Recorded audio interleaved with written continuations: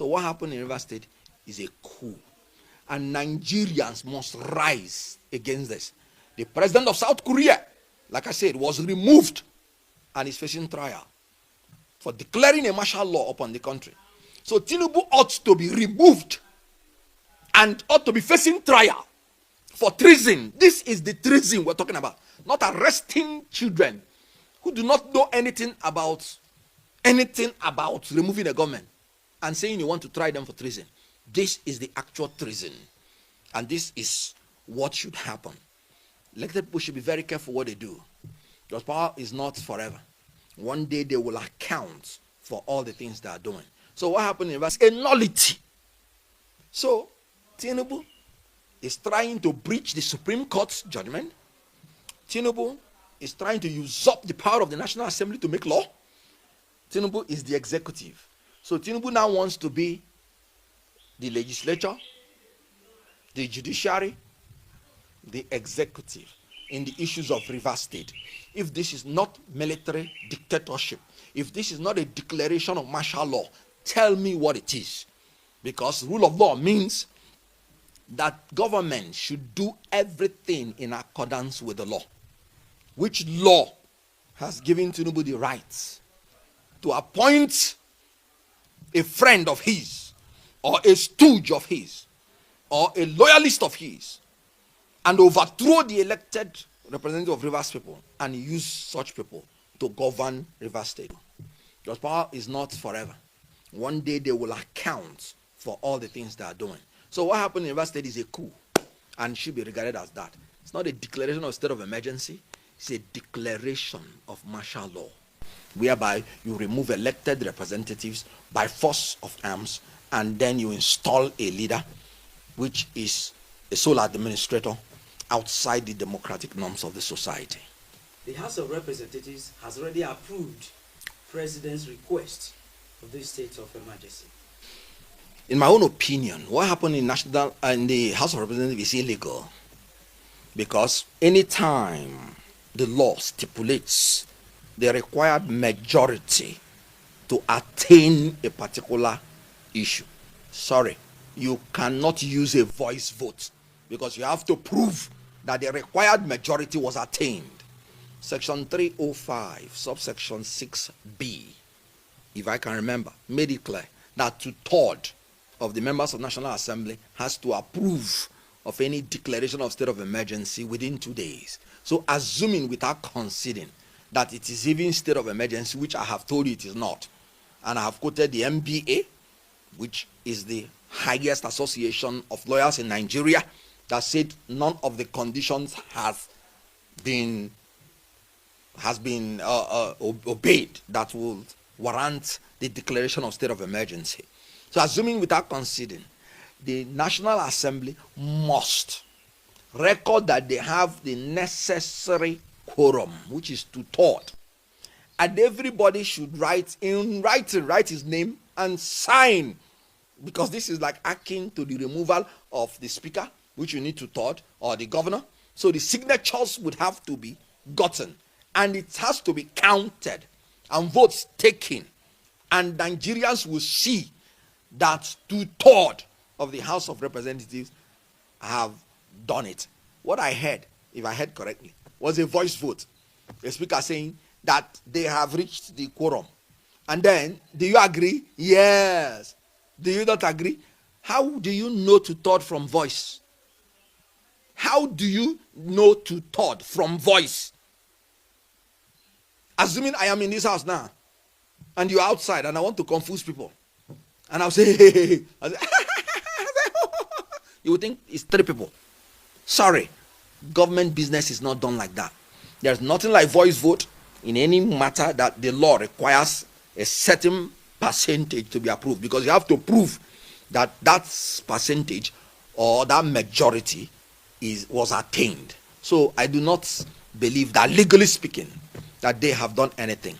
The law gives them power to approve any resolution through voice vote, and if any one of them is in doubt, then the house has to be divided, but not when the law says 2/3, because if there is a legal matter, you have to present evidence in writing that 2/3 was achieved. So how can you go to court and say you heard the voice of 2/3? Sorry, that's a joke. It ought to be discarded. These people are making Nigerians to be a joke in international community. When America wants to approve anything in the House, you will see people voting electronically. I'm not talking about the one that requires 2/3. I'm talking about every resolution, because the people that sent you to represent them would have to know how you're representing them, and each vote they would have to know how you voted to know whether you're representing them well. How can you distinguish and separate people the way they voted when you say voice vote? No, that is a way to entrench corruption, to entrench irresponsibility in the running of the affairs of the legislature, because I'm entitled to know how my representative that I voted in, how he voted on any issue in the floor, to know whether I will support him again coming to 2027 or in any other election. Telling me that you went through a voice vote on such a matter like this is a joke. And now, like I've always told us, that the legislature has not done what they are supposed to do. The power in a democracy does not lie in the executive, it lies in the legislature. So if things are going bad, and I've written it in my column, blame the legislature, because the executive does not have any power to spend anything except the legislature approves. Now in this state of emergency, the executive has no power to declare it except the legislature approves. So when democracy is going bad, please, the first point of call you blame is the legislature, not the executive. And until we start holding them responsible, our democracy will continue to degenerate. That's why Montesquieu made it clear that whenever the legislature is corrupt and becomes compromised and work with the executive in a compromised form, then democracy will come to an end. It's very unfortunate. Well, let's see what the Senate will do. I will be shocked and surprised if 73 members of the Senate will vote that elected members of subnational that belong to the opposition party, that they should be removed on the whims and caprices of a president who does not respect the constitution, does not respect the law, because a lot of them are former governors.